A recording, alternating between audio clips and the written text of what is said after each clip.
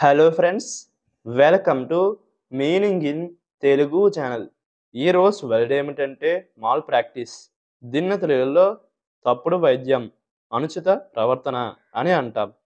ఈ వర్డ్ని వృత్తిపరమైన లేదా నైతిక నియమాలను ఉల్లంఘించడం అని అంటాం. దీనికి సంబంధించిన కొన్ని ఎగ్జాంపుల్ చూద్దాం. వాటితో ఇంకా బాగా అర్థం చేసుకోవచ్చు.